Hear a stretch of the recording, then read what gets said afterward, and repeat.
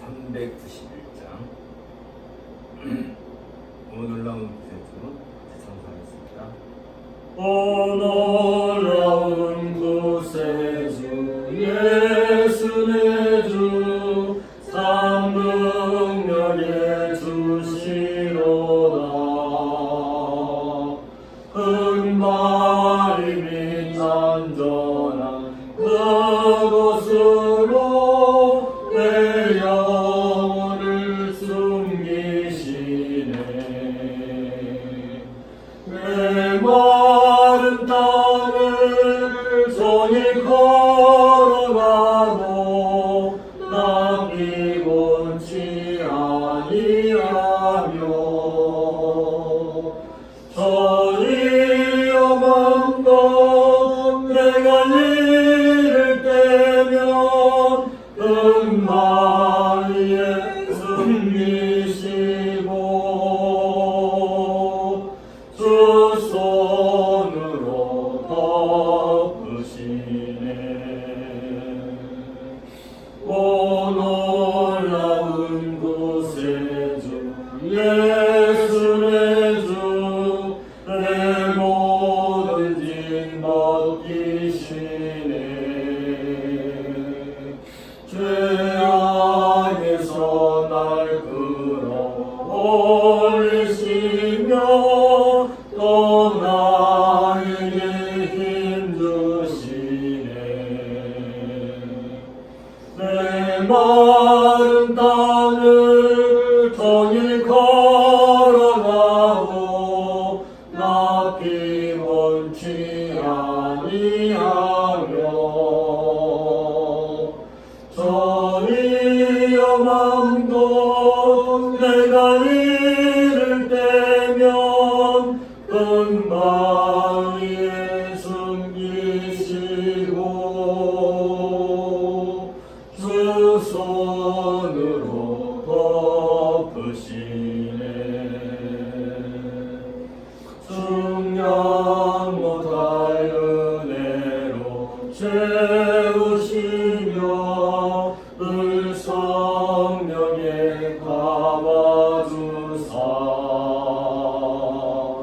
큰 기쁨 중 주님을 찬양토록 내 믿음을 도우시네.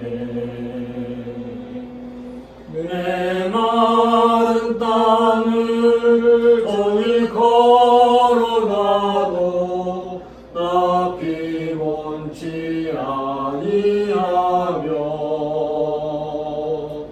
저 위험한 곳 내가 이를 때면 흑마위에 숨기시고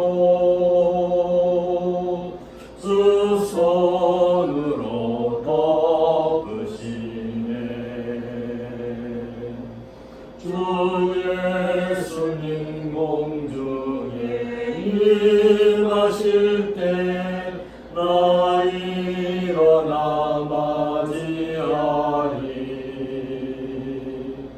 그 구원의 은총을 노래하리. 천군과 천사 함께 내 마른 땅을 종일 걸어가도 나 피곤치 아니하며 저 위험한 곳 내가 이를 때면 흑마위에 숨기시고 주 손으로 덮으시네. 이제 5월도 벌써 중순이 지나가고 이제 여름이 성큼 다가온 것 같습니다. 우리 건강 잘 지키시나에게 감사하고 각 산업마다 주께서 보내 주시기를 바랍니다. 함께 묵상 기도하고 예배 시작합니다.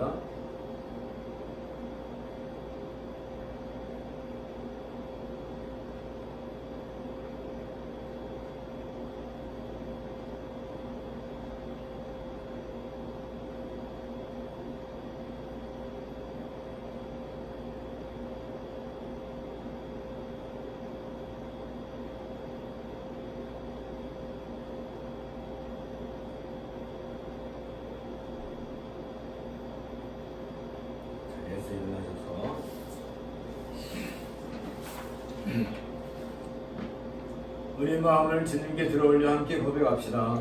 우리의 도움은 천지를 지으신 여호와의 이름에 있도다.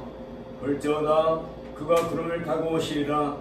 각 사람의 눈이 그를 보겠고 그를 찌르는 자들도 볼 것이요 땅에 있는 모든 족속이 그로 말미암아 애곡하리라. 그리하리라. 아멘.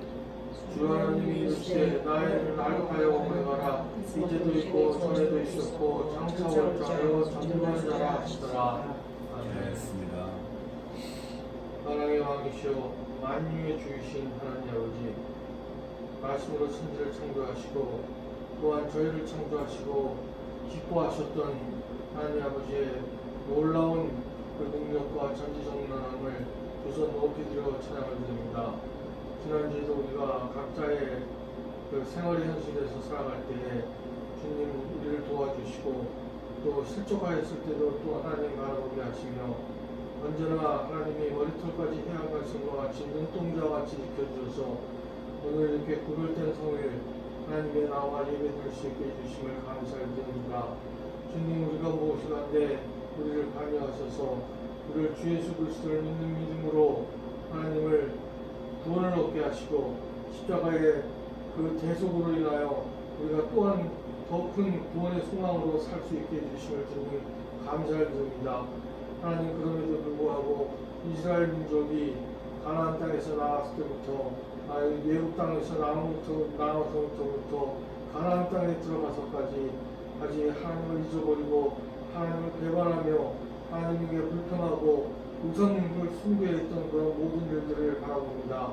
그럼에도 불구하고 하나님께서는 시시때때로 그 구원의 손길을 보내주시고 궁극적으로는 예수 그리스도를 통하여 우리에게 정말 큰 이 구속사를 이루신 하나님의 놀라운 섭리 하나님 아버지 하나님께 감사할 수밖에 없는 우리들인 합니다. 우리가 이제 새 사람을 입었습니다. 옛 구습을 벗어버리고 새 사람을 입었으니 우리가 하늘의 것을 바라보고 하늘을 바라보고 살 것이요 땅의 것을 바라보게 하여 주시기를 간절히 기도드리옵나이다. 비록 우리가 땅에 발을 들이고 살지만은 우리가 하늘의 시민권을 갖고 있는 것처럼 하나님 항상 하늘나라 바라보며 살아가는 자가 되게 하여 주시고 하늘의 것을 찾는 사람이 되게 하여 주시옵기를 간절히 기도드리옵나이다. 하나님 아버지 지금도 사탄마귀가 우리를 삼키려고 정말로 사자의 입을 벌리고 우리에게 다가오고 있습니다. 하나님 우리가 성령의 갑줄 하나님의 전신갑주를 입기를 원합니다. 구원의 투구와 믿음과 사랑의 호신경과 그리고 진리의 공과 믿음의 방패로 우리가 우리를 전신갑주를 입어야만 될 줄을 압니다. 이 말세 지간에 우리가 살아가고 있습니다. 하나님 바라볼 때에 정말로 이 말세가 언제 찾아오고 예수 그리스도의 재림이 언제 찾아올지도 모르는 이 땅을 살아갈 때 우리가 언제나 깨어있게 하여 주시옵길 주여 간절히 기도드립니다. 하나님 아버지 우리가 살아있을 때에 우리가 하나님 예수 그리스도의 재림을 우리가 본다면 우리가 하늘에 공중에서 하나님을 영접하고 우리가 죽어서도 천국에 가서 또한 하나님 예수 그리스도께서 재림하실 때에 우리가 완전한 부활체로서 우리가 다시 생명이 살아남을 우리가 믿사오니 하나님 이와 같은 모든 믿음의 굳건히 설 수 있게 하여 주시옵기를 간절히 기도드립니다. 세상 환경 바라보지 말게 하여 주시고 세상에 어떤 광풍을 바라보게 하지 마시고 오직 믿음의 주여 온전케 하시는 주만 바라보게 하여 주시옵소서. 하나님 이 시간 간절히 기도하기는 나의 몸이 아픕니다. 주님 주의 힘든 손으로 우리를 안수하시고 만져주시옵소서. 오늘도 주님 홀로 영광 받아주시옵기를 간절히 기도드릴 때에 이 예배가 하나님의 영광 드리는 그런 예배가 되기를 또한 간절히 기도드릴 때 모든 말씀을 살아계신 우리 주님 예수 그리스도를 받도록 기도드렸습니다. 아멘. 1장 전수하겠습니다. 감독의 근원하나님 온 백성 찬송 드리고 서천사여 찬송하세 찬송 성부 성자 성령 아멘.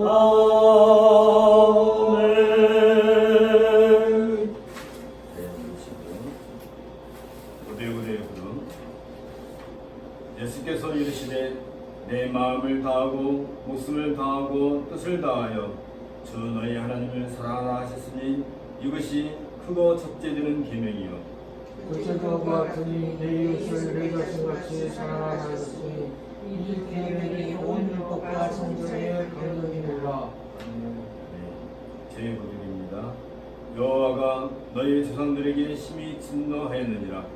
그러므로 너는 그들에게 말하기를 만군의 여호와께서 이처럼 이르시되 너희는 내게로 돌아오라. 만군의 여호와의 말이니라. 그리하면 내가 너희에게로 돌아가리라. 만군의 여호와의 말이니라. 너희 조상들 본받지 말라. 옛적 선지자들이 그들에게 외쳐 이르되 만군의 여호와께서 이같이 말씀하시기를 너희가 악한 길을 떠나서 돌아오라 하셨다 하나 그들이 듣지 아니하고 내게 귀를 기울이지 아니하느니라. 여호와의 말이니라. 아멘. 죄의 고백을 있는 묵상을 함께하겠습니다.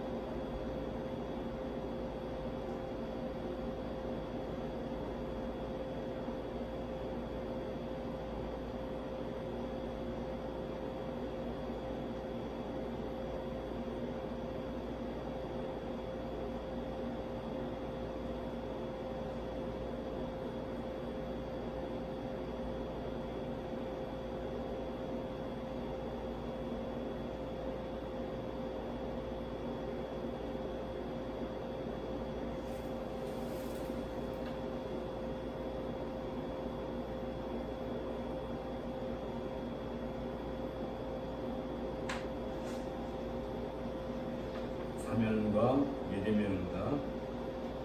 성경에 기록되었으되 보라 내가 택한 보배로운 모퉁이 뜰을 시온에 두르니 그를 믿는 자는 부끄러움을 당하지 아니하리라 하셨으니 그가 찔림은 우리의 허물 때문이요 그의 상은 우리의 죄악 때문이라.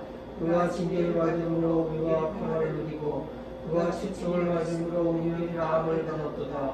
우리는 다 양 같아서 그를 행하여 각기 책임으로 갖고를 여호와께서는 우리 모두의 죄악을 그에게 담당시키셨도다. 찬송가 21장입니다. 다 찬양하여라.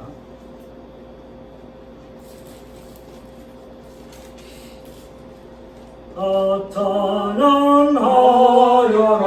전능한 창조의 주께 내 헌화주 찬양 영광과 구원의 주님 성도들아 주 앞에 이제 나와 즐겁게 찬양하여라. 다 찬양하여라.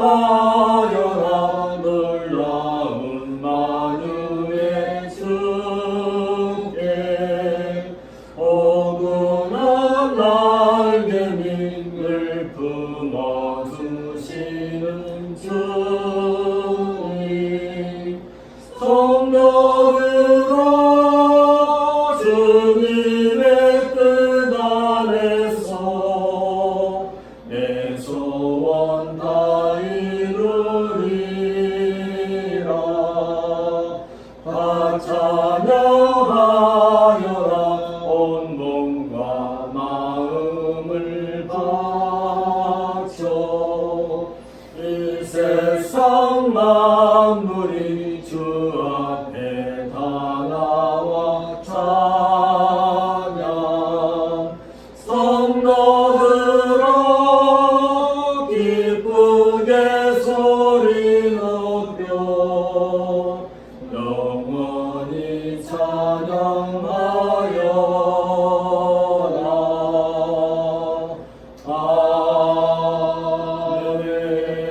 아멘.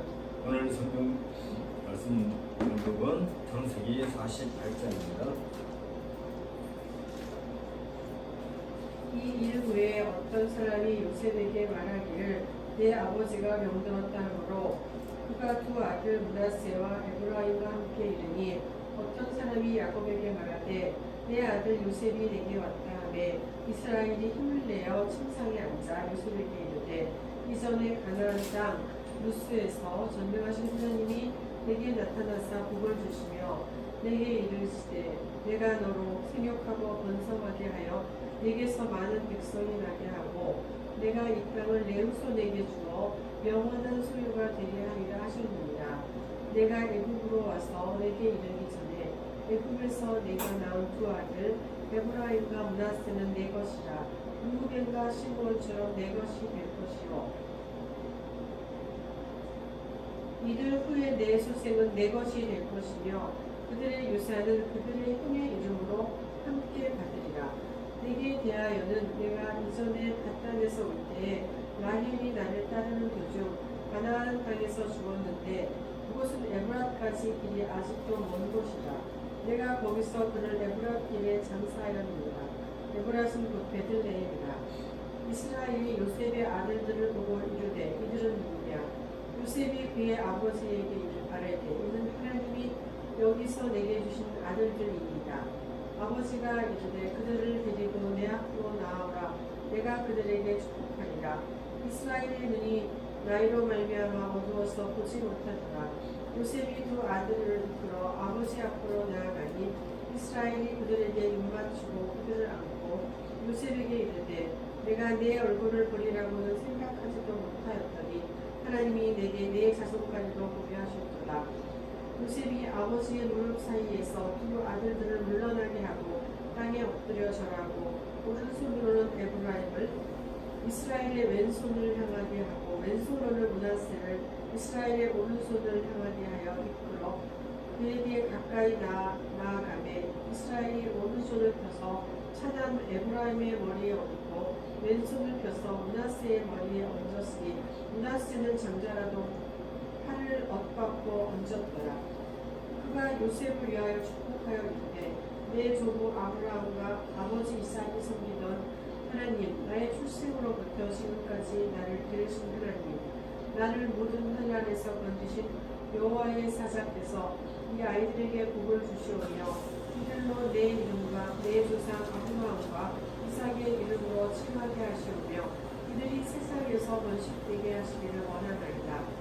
요셉이 그 아버지가 오른손으로 에브라임의 머리에 앉은 것을 보고 기뻐하지 아니하여 아버지의 손을 들어 에브라임의 머리에서 므낫세의 머리로 옮기고자 하여 그의 아버지에게 이르되 아버지여 그리 마옵소서.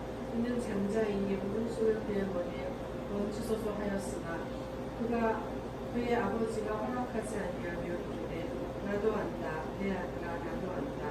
그도 한 족속이 되며 그도 크게 되려니와 그의 아우가 그보다 큰 자가 되고 그의 자손이 여러 민족을 이루리라 하고 그날에 그들에게 축복하여 이르되 이스라엘이 너로 말미암아 축복하기를 하나님이 내게 에브라임 갖고 므낫세 갖게 하시리라 하며 에브라임을 므낫세보다 앞세웠다. 이스라엘이 요셉에게 또 이르되 나는 죽으나 하나님이 너희와 함께 계시사 너희를 인도하여 너희 조상의 땅으로 돌아가게 하시려거라. 내가 내게 내 형제보다 세겜 땅을 더 주었나니 이는 내가 내 칼과 발로 아모리 족속의 손에서 빼앗은 것입니다. 이는 주님의 말씀입니다. 하나님께 감사를 드립니다. 연도미 찬송하겠습니다. 67장입니다.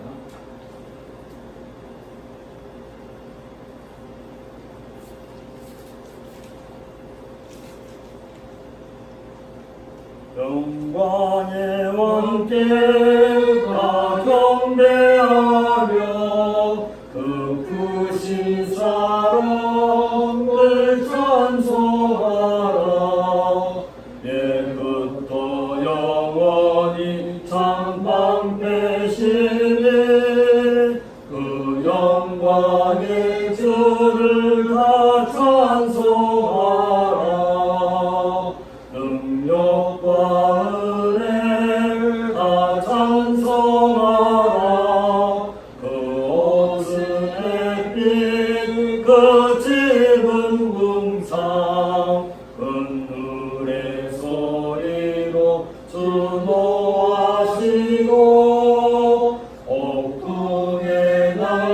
대로 달려가신다. 저 아름답고 놀라운 일이 아득한 이 땅 다 주의 조화 그 힘찬 명령에 거잡히라니 저 푸른 바다는 옷자락이라 질그릇같이 연약한 인생 주 의지하여 늘 강건하리 온 백성 지으신 하나님이시니 그 자비 영원히 변함없소라.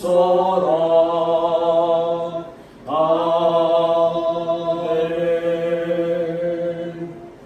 이제 다 같이 하나님께 감사하면서 기도하겠습니다.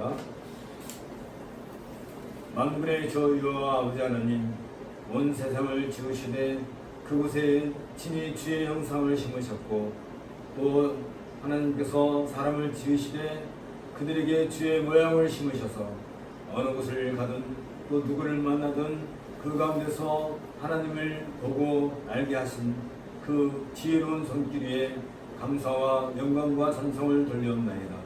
하나님, 우리가 눈이 어두워서 볼 수 없었고 마음이 닫혀서 알지 못했던 그 어두움 가운데서 살았던 지난 시간들을 돌이켜본다면 얼마나 원통하고 우리가 얼마나 무지한 가운데서 살았는가를 고백하지 않을 수 없습니다.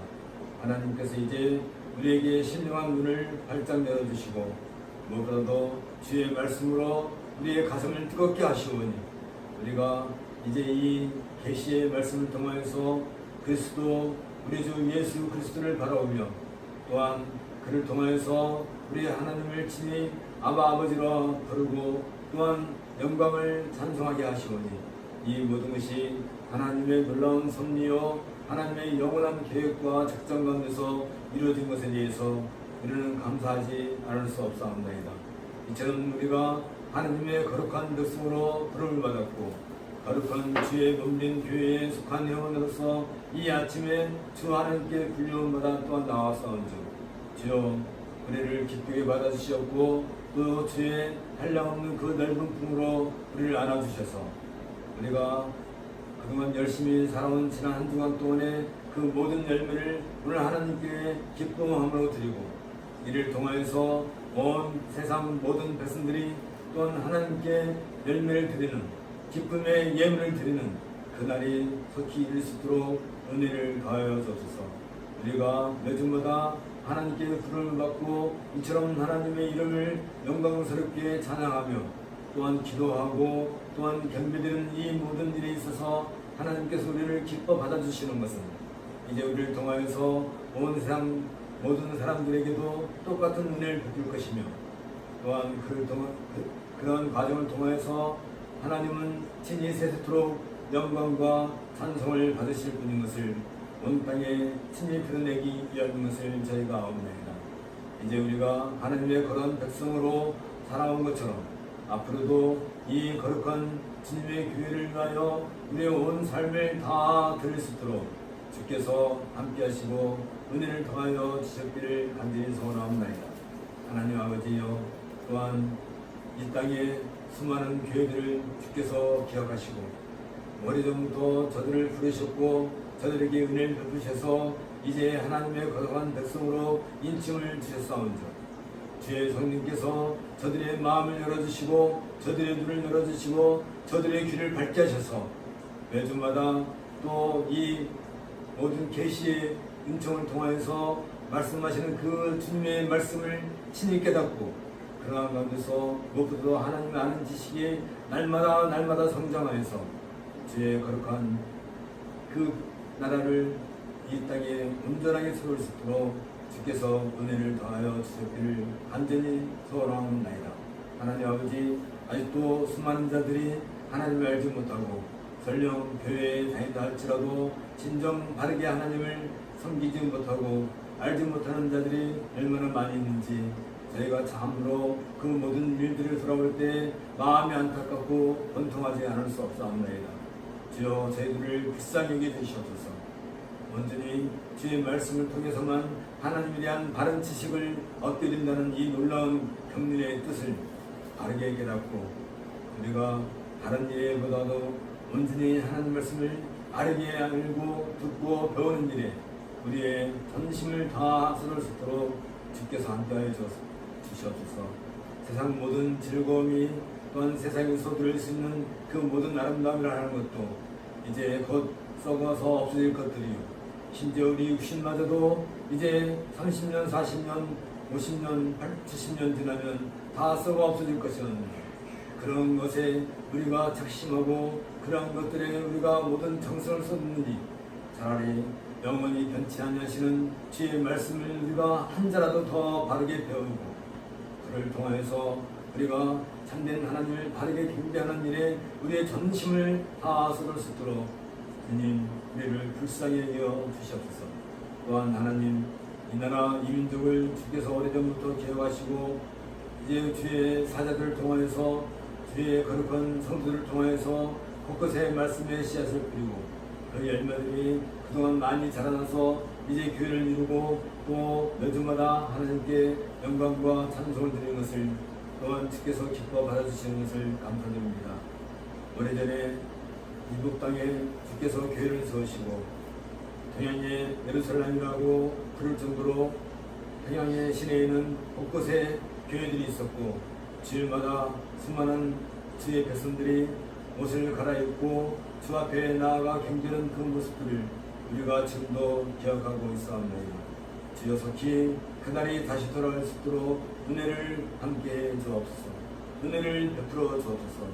북녘 땅에도 주의 교회들이 곳곳에 세워지고 매주일마다 하나님을 경배하는 소리가 끊이지 않도록 주께서 저들을 기억하시고 또한 우리 한국교회를 기억하셔서 온 교회가 한 마음한 뜻이 되어서 주를 찬양하는 날이 속히 이룰 수 있도록 은혜를 함께해 주옵소서. 또한 이 예배를 우리가 전심으로 하나님께 드림으로써 우리의 생애에 있어서 가장 아름답고 가장 거룩하고 주께서 기뻐하실 만한 그런 제물로 우리가 드릴 수 있도록 우리에게 함께해 주옵소서. 예수님 이름으로 기도하옵나이다.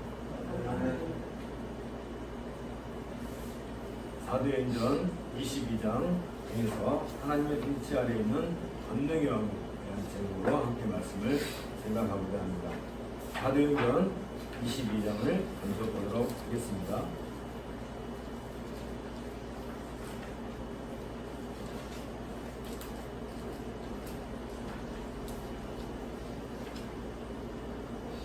여러분들아, 내가 지금 여러분 앞에서 분명하는 말을 들으라. 그들이 그가 흑이 말로 말하는 듣고 더욱 분명한지라. 이유는 이게 나는 유대인으로 빌리기아 다소에서 낳고 이성에서 자라 가말리엘의 문화에서 우리 조상들의 율법에 엄한 교육을 받았고 오늘 너희 모든 사람처럼 하나님께 대하여 열심히 있는 자라. 내가 이 부를 박해하여 사람을 죽이기 하고 남녀를 결박하여 옥에 넣으니 이에 대제사장과 모든 장로들이 대승입니다.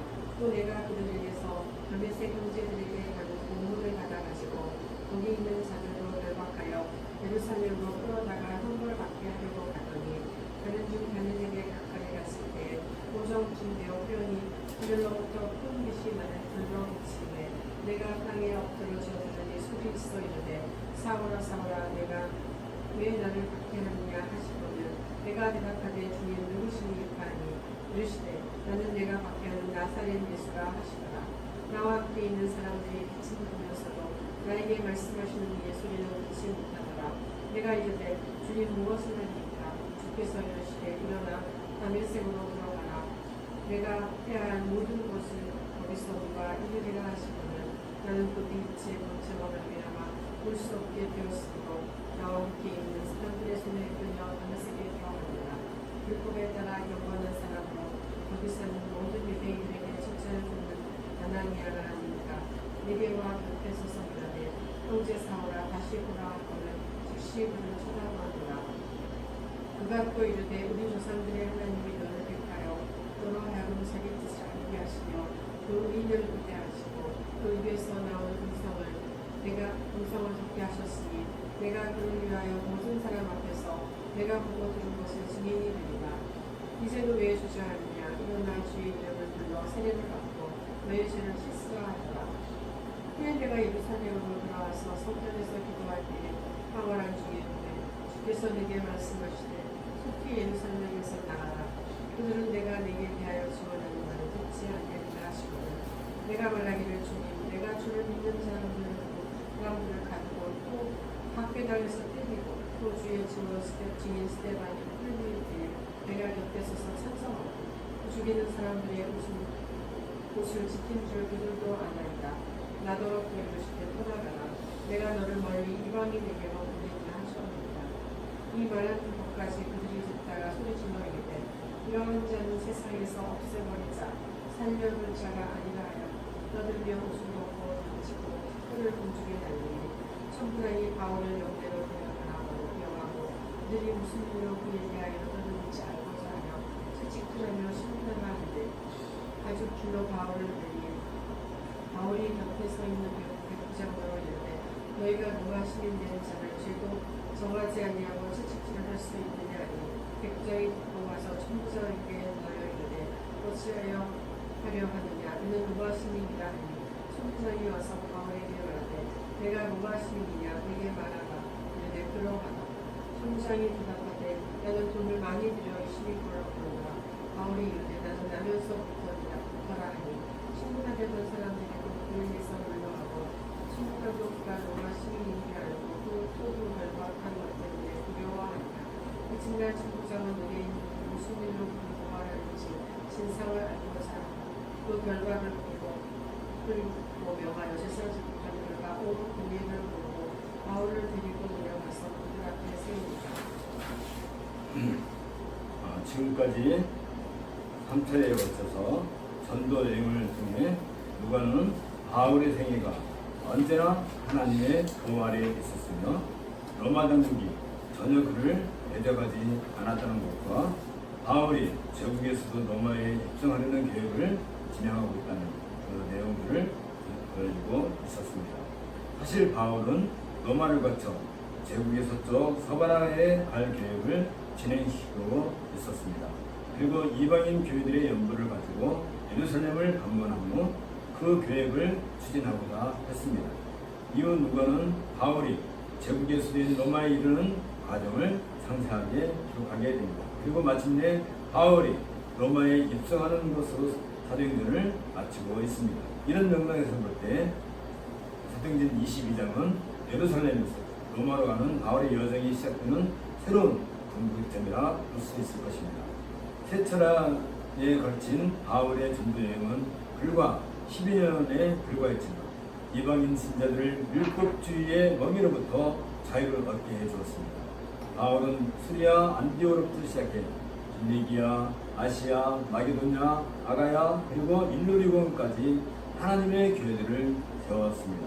또한 누가, 디모데, 신라, 아리스다고, 디도 등 교회 지도자를 훈련시켰습니다. 무엇보다도 로마와 서바나까지 복음을 전할 교육을 세우는 것은 보편적인 기독교 신앙을 통해 로마 제국을 복음화하려는 의도를 가지고 있었음을 우리는 알 수 있습니다. 이렇게 함으로써 바울은 땅끝까지 이르러 내 증인이 되리라 하는 주님의 제상 명령을 수행하고자 했던 것입니다. 이와 같은 원대한 교육을 시행하기 위해서 바울은 먼저 자신을 반대하는 유대인들의 벽을 넘어야 했습니다.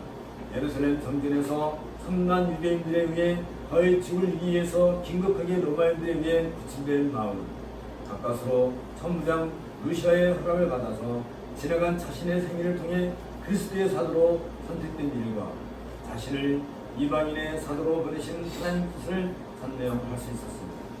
내가 너를 멀리 이방인에게로 보내라는 바울의 이 선언은 예루살렘에서 땅끝까지 전해진 복음의 보편성을 정확하게 제시해주고 있습니다. 반면에 이 말을 들은 유대인들은 바울에게 성전 모독죄와 더불어 신성 모독죄를 추가했습니다. 그들은 거의 폭동에 가까운 항변을 벌였습니다. 천부장이 나서서 바울을 영문에 구금하지 않았다면 사태가 어떻게 진행될지 모르는 급박한 상황이 전개되고 있었습니다. 여기에서 누가는 유대인들의 거친 항변으로 말미암아 바울이 로마인의 도움을 받게 되는 상황을 곡선으로 그려내고 있습니다. 이 과정에서 누가는 눈에 보이지 않는 하나님의 손에 의해 바울이 극적으로 보호되고 있음을 암시해주고 있습니다. 이는 사도행전 22장을 통해서 우리가 하나님의 통치 아래 있는 권능의 왕국이라는 제목으로 이 말씀을 생각해보고자 합니다. 57년 초 바울은 이방인 교회들이 모은 연구를 예루살렘 교회에 전달할 사진단과 더불어서 예루살렘을 향했습니다. 6월절까지는 예루살렘에 도착하고자 했지만 겐그레아 항구에서 몇몇 유대인들이 바울을 죽이려 한다는 정보를 듣고 바울은 국내를 거쳐 네아폴리 항구에 가서 배를 타야만 했습니다. 결국 여행 일정의 변동으로 바울은 가까스로 오순절에 이르러 예루살렘에 도착할 수 있었습니다. 바울은 나의 명성을 듣지도 못하고 나의 영광을 보지도 못한 먼 성들로 보내리니 그들이 나의 영광을 멸망에 장파리라는 이사야의 정말론적 복음 전도의 완성을 위해 부름받은 사도였습니다. 따라서 바울은 이방 교회들이 보낸 사절들이 예루살렘 교회에 연부를 전하는 것을 열방이 여호와 앞에 나와 예물을 드릴 것이라는 이사야 예언의 성취로 이해하고 있었습니다. 바울이 볼 때 지금 이방 교회 사절단들이 예루살렘 교회를 방문한 것은 종말론적인 복음 전도의 완성을 예표하는 하나의 증표였던 것입니다. 이것은 장차 온 땅의 교회들이 여호와 앞에 나오게 되는 사실을 예표하는 첫 열매였습니다. 따라서 바울은 아직 자신의 삶이 끝나지 않았음을 알고 있었습니다. 예루살렘에 입성할 때 바울은 비장한 결심을 하고 있었습니다. 바울이 모든 족속에게 복음을 전하고자 할수록 바울을 대적하는 이들이 더욱 민감하게 반응을 했기 때문입니다. 이 사실은 겐그레아 항구에서도 확인되었습니다. 그 대적자들은 바울이 배에 타기만을 기다리고 있었던 것입니다. 바울의 대적자들은 열방이 여호와께 나와 예물을 드림으로써 완성될 하나님의 나라를 회방하는 자들이었습니다. 단순히 바울에 대한 악의적인 감정 때문에 바울을 죽이려 한 것이 아니었습니다. 물론 바울이 유대인의 회당에 다니면서 율법을 폐하고 할례를 폐지하려 한다는 오해가 미움을 사는 공기로 작용했습니다. 그러나 대적자들이 바울을 죽이려고 한 것은 근본적으로 바울이 전파하고 있는 하나님 나라와 예수 그리스도의 이름 때문이었습니다. 하나님 나라와 예수 그리스도의 이름은 기독교의 핵심적인 복음입니다. 바울이 어려운 여건 가운데서 이방 교회들이 힘을 모아 예루살렘 교회에 연도하도록 격려한 것도 바로 이 하나님 나라와 예수 그리스도의 이름을 위한 것이었습니다. 이런 점에서 바울은 기독교의 복음을 대표하는 위치에 서 있었습니다. 반면에 대적자들은 바울을 처치함으로써 결국 하나님 나라와 예수 그리스도의 이름을 이 땅에서 제거하고자 한 것입니다. 바울이 아시아와 마게도냐와 아가야를 다니며 복음을 증거할 때마다 대적자들은 바울의 복음 증거를 회방했습니다. 이것은 단순히 바울이 유대교의 교회를 무너뜨린다는 차원에서 반대한 것이 아니었습니다. 또한 이방인들까지도 바울을 대적했습니다. 특히 루스드라와 에베소에서 나타난 현상은 무슨 숭배자들에 의한 것은 그 이면에는 종교적 갈등이 작용하고 있었습니다. 바울을 대적하는 유대인들과 이방인들은 한결같이 하나님의 나라를 대적하는 반신국 세력이었습니다. 바울은 이 사실을 분명히 보고 있었습니다.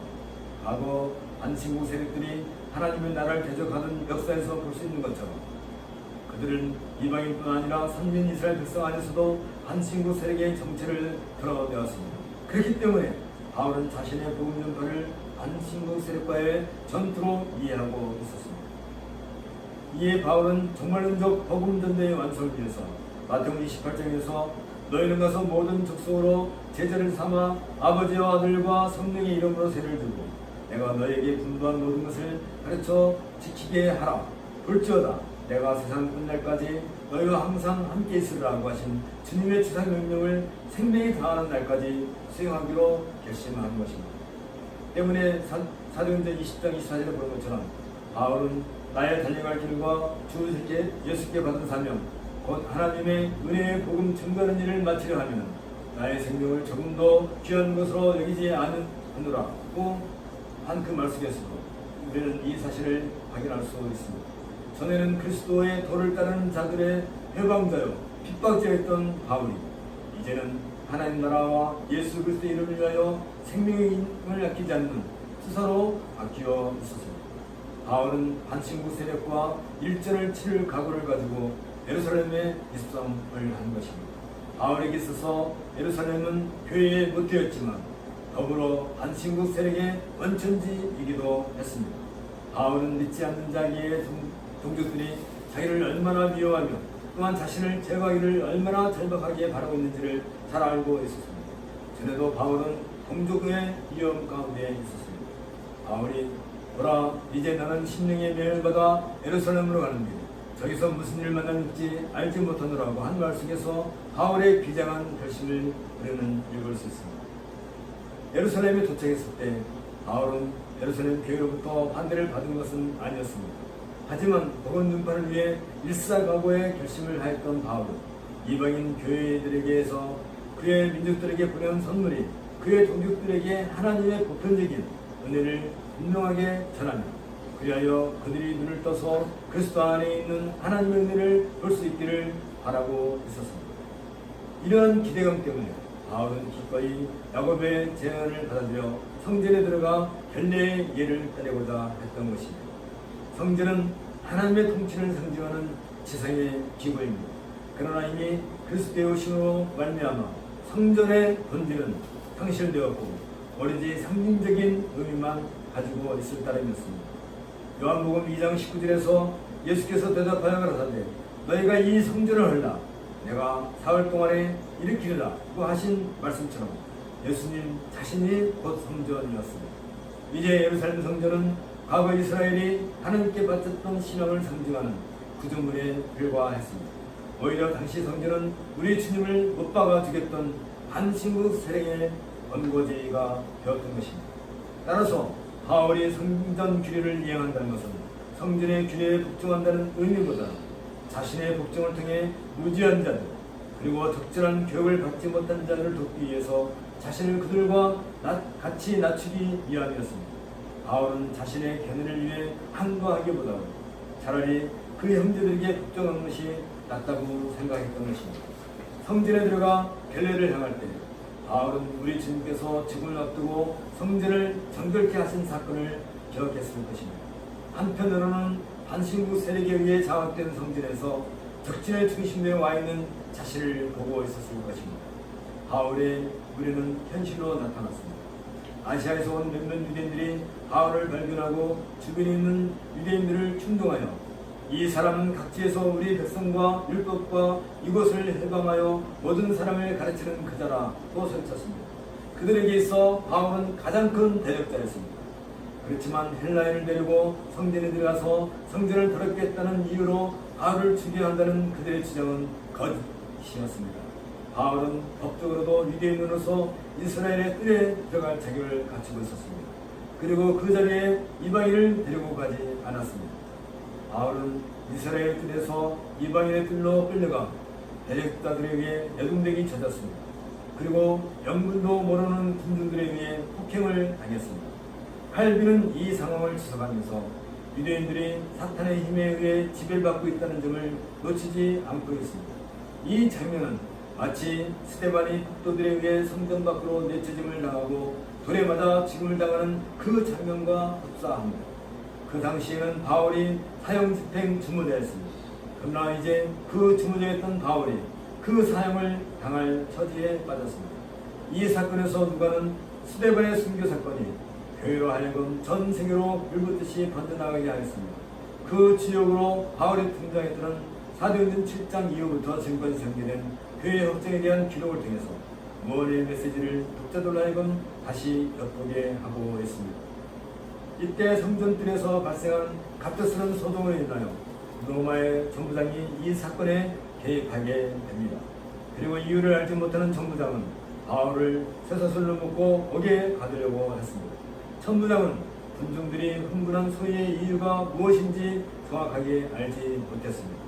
천부장은 3년 전에 자칭 선지자로 자처하고 4,000명의 추종자들을 이끌고 감남산으로 갔던 애굽 출신의 선동가일 것이라고 성급하게 결론을 내렸을 것입니다.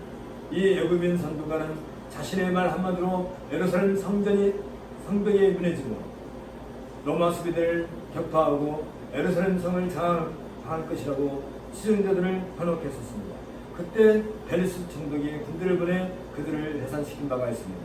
천부장은 그 선동가가 다시 나타났기 때문에 군중들이 분노를 쏟아붓는 것으로 오해하고 있었습니다.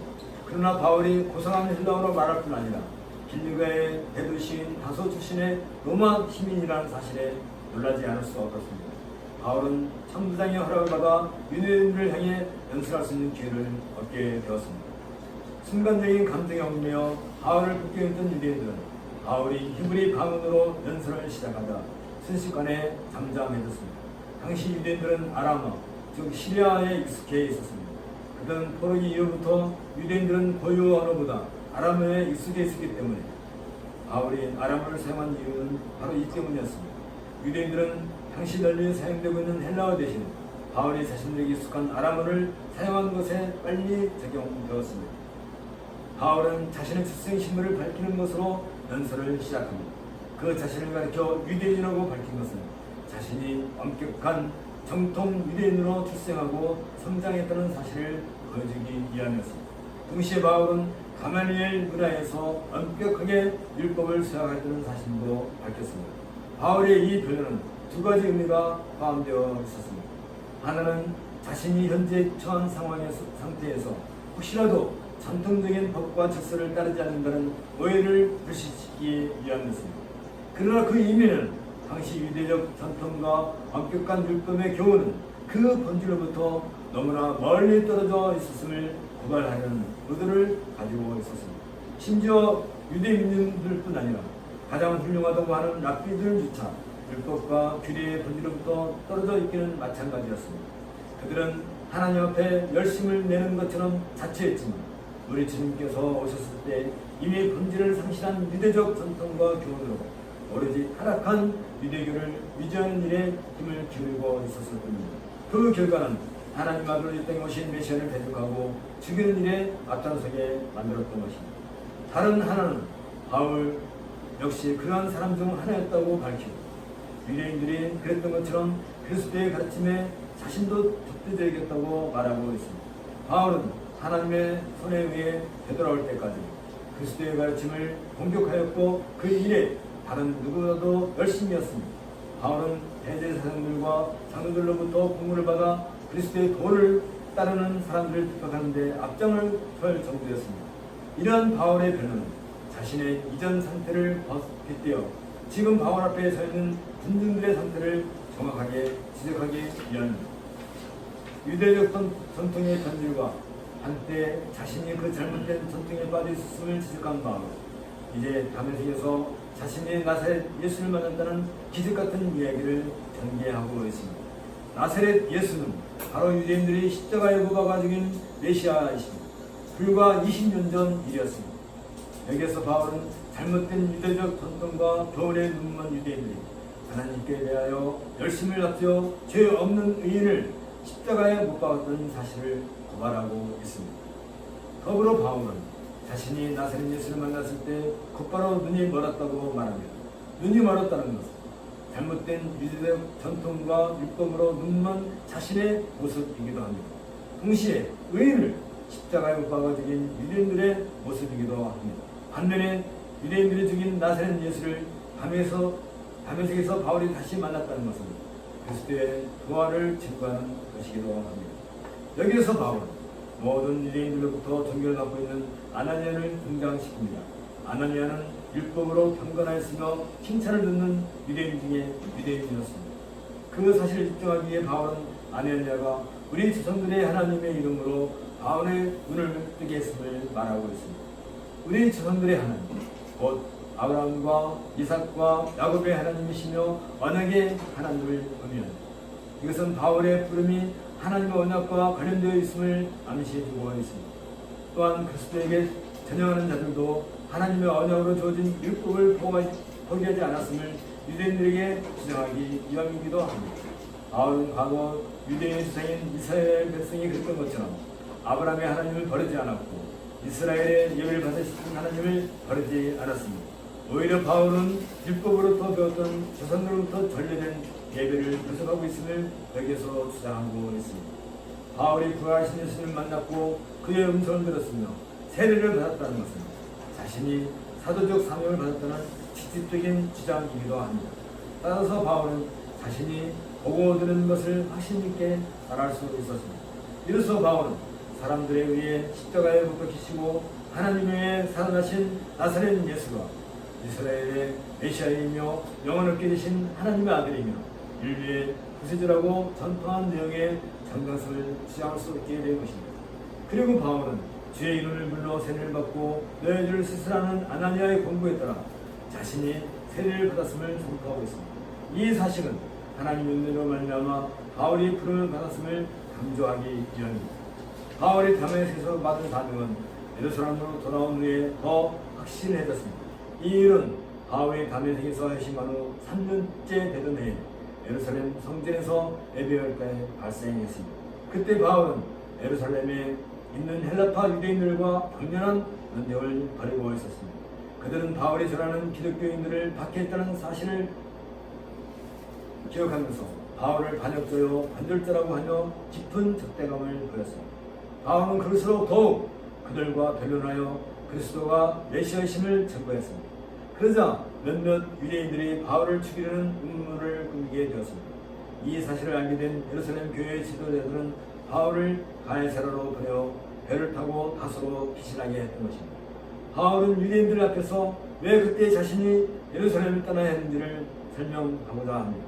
바울은 속히 예루살렘에서 나가라, 저희는 내가 내게 대하여 증거하는 말을 듣지 아니라라고 하시는 하나님의 음성을 들었지만 그래도 자신은 예루살렘에 남기를 소원했다고 설명하고 있습니다.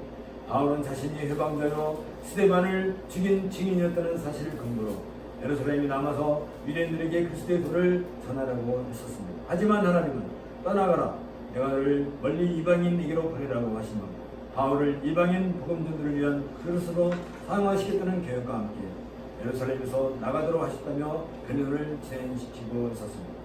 그러나 바울의 변론은 더 이상 진전될 수 없었습니다. 여기까지 바울의 변론을 듣고 있던 유대인들이 갑자기 소리를 지르며 이러한 놈은 세상에서 없이 하자, 살려줄 자가 아니라고 하며 바울을 죽이려는 서동을 일으키기 때문입니다. 군중은 하나님께서 바울을 이방인의 산으로 보내셨다는 바울의 말에 분노를 일으켰습니다. 유대인들은 아브라함의 후손으로서 다른 모든 인류를 능가한다는 자존심에 가득 차 있었는데 이 자존심이 그들을 충동시켰던 것입니다.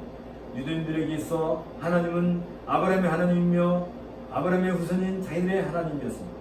때문에 유대인들은 바울이 하나님의 사도임을 자처하면서 이방인들에게 구원의 복음을 전하는 사명을 받았다고 하는 말에 경악하며 더 이상 바울의 변론을 두고 볼 수 없었던 것입니다.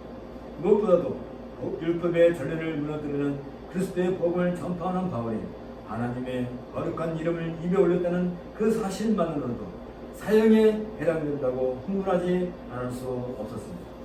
누구는 당시 상황을 가리켜 그들이 손을 들이며 옷을 벗어 던지고 티끌을 공중에 날렸다고 묘사하고 있습니다. 이것은 성전 구조 특성상 돌멩이를 찾지 못한 성난 유대인들이 바울을 죽이려고 티끌이라도 던지려고 하는 장면을 생생하게 묘사해주고 있습니다. 유대인들에게 있어서 자존심은 유대적 전통뿐이었습니다. 그 이상도 그 이하도 아니었습니다. 이것은 마치 바울이 헛기배와 같았던 유대적 전통을 따라 스데반을 죽이고 교회를 핍박했던 옛 모습과 다를 바 없었습니다. 그러나 지금 바울에게 있어서는 부활하신 그리스도와 함께하고 계셨습니다. 이 논쟁이 벌어지고 있는 것은 다름 아닌 성전뜰입니다. 전통적인 율법의 가르침에 따르면 성전은 바로 하나님이 온 우주를 통치하시는 보좌의 발등상입니다. 그리고 유대인들은 성전에서 하나님께 예배드리며 경배하는 곳으로 믿고 있었습니다. 여기서 하나님을 만나고 하나님의 다스림을 받는다고 생각했습니다. 그런데 지금 하나님께서 누구와 함께하고 계십니까? 유대인입니까? 아니면 바울입니까? 하나님은 바울과 친히 말씀을 나누십니다. 바울이 성난 유대인들을 무너뜨리는 힘이 바로 여기에 있습니다. 이 사실만으로는 더 이상 유대인들의 자존심은 아무런 가치가 없는 것을 알게 됩니다. 이로써 누가는 바울이 적재자들의 본고지에서 바울의 연설이 그들을 처참하게 무너뜨렸다는 사실을 우리에게 강조해주고 있습니다. 하나님께서 바울과 함께 하신다는 말에 격려한 유대인들의 겉옷은 소란합니다. 더 이상 바울은 변론을 진행할 수 없었습니다. 뿐만 아니라 그들의 기세가 등등하여 바울을 죽이려 하기 때문에 부득이 청부장은 바울을 감옥으로 데려가게 했습니다. 일단 성난 분쟁과 바울을 격려함으로써 소란을 방지할 수 있을 것이라고 판단했던 것입니다. 소란이 계속되고 있었기 때문에 천부장은 더 이상 군중으로부터 바울을 죽이려고 하는 이유를 찾을 수 없었습니다. 이제 천부장은 자신이 직접 바울을 신문함으로써 소등의 원인을 알아내기로 했습니다. 바울을 신문하기 위해 천부장이 할 수 있는 가장 빠른 방법은 째치찍을 함으로써 바울의 입에서 바른 말을 듣는 방법이었습니다. 째치찍을 하기 위해 바울의 몸을 가죽줄을 묶자 그동안 잠잠히 있던 바울의 곁에 서 있는 백부장에게 너희가 로마 사람 된 자를 죄도 정치 아니하고 째치찍을 할 수 있느냐고 이의를 제기했습니다. 이 말 들은 천부장은 바울의 나면서부터 로마의 신이라는 사실을 듣고 신문을 중지할 수밖에 없었습니다. 오히려 바울의 이의로 자신을 상대로 소송이 오지 않을까 두려워하게 되었습니다. 당시 로마에서는 로마 시민의 자유를 모독하는 것보다 더 큰 범죄는 없었습니다. 로마 황제의 법률들은 어느 누구도 법률에 위배되지 않는 한 로마 시민권을 가진 사람에게 육체적으로 벌을 가할 수 없게 금지하고 있었습니다. 이 법률에 따르면 천부장이 죄명도 정하지 않은 채 바울을 매질한다는 것은 그 자신이 범죄하는 것과 같습니다. 만일 바울이 자신에게 주어진 로마 시민권의 특권을 주장하지 않았다면 그 혹독한 고난을 당해야 했을 것입니다. 빌립보에 있었던 비슷한 상황에서 바울은 스스로 시민권을 주장하지 않아서 심하게 매질을 당한 경우가 있었습니다. 옥에 갇히고 난 후에야 바울이 로마 시민임을 알리자 바울을 매질했던 로마 관원들은 바울을 두려워하게 되었습니다. 빌립보에서 바울이 자신의 시민권을 알리면서 관리들을 두렵게 한 것이나 지금 천부장에게 자신의 권리를 주장하면서 두렵게 한 것에서 우리는 바울의 지와 독특한 다른 사실을 확인할 수 있습니다.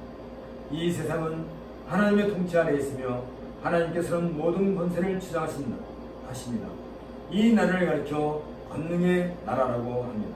특별히 하나님은 친히 자신의 백성을 보존하시고 다스리며 그의 백성을 인도하시는데 우리는 이것을 은혜의 왕국이라고 합니다. 그리고 필요에 따라 하나님은 권능의 왕국을 통해 은혜의 왕국을 돕기도 하시고 징벌하기도 하십니다. 이럴 때 권능의 왕국은 은혜의 왕국을 유지시키는 하나님의 도구가 됩니다. 유대인들은 자기들의 은혜의 왕국에 속한 백성임을 자처했습니다. 그러나 그들은 지금 권능의 왕국 아래 식민으로서 속박을 받고 있습니다. 반면에 바울은 로마 제국의 법률이 보장하는 권리를 주장하는 위치에 서 있으며 로마 제국의 보호를 받고 있습니다.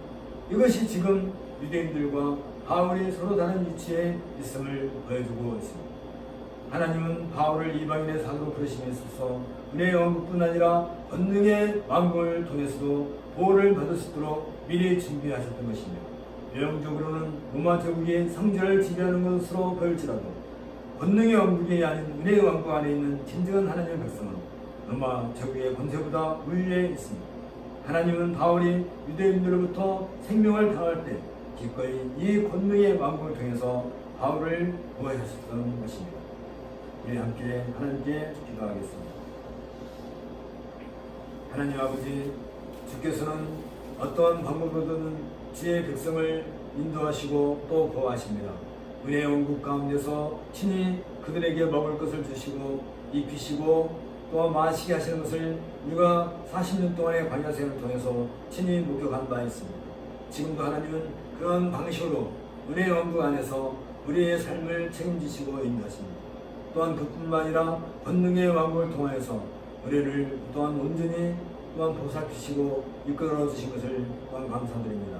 바울 사도가 이방인들을 향하여 복음을 전할 그런 그릇으로 택함을 받기 전에 이미 하나님은 바울을 그런 로마 시민권을 갖고 태어날 수 있도록 그렇게 작정하셨고 그러한 것을 통해서 하나님은 온 땅에 주의 복을 전하는 도로 삼으신 것을 또한 보게 됩니다.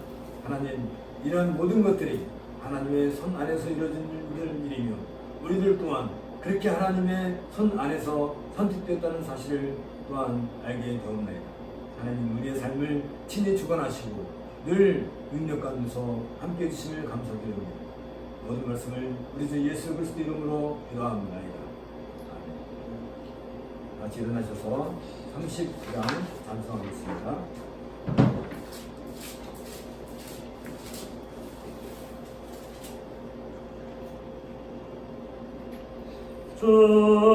은혜를 받으려 모인 성도들 주 크신 뜻 깨닫게 하옵소서. 내 고통의 번뇌를 다 벗게 되니 날 구속하신 이름 찬양하리. 주님을 곁에서 인도하시니 그 거룩한 나라가 이루어지네. 저마귀와 싸워서 늘 승리하니 그 영광 주께 돌려 찬양하리. 주의 방패와 장검 되시니 나 승리의 주님을 따릅니다. 큰 환난을 당할 때 늘 오시니 승전과 높이 불러 찬양하리.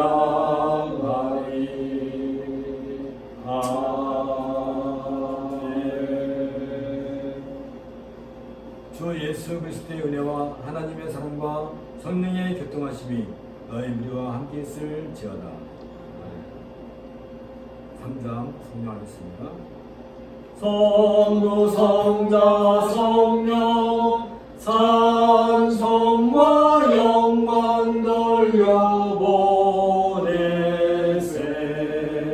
태초로 지금까지 또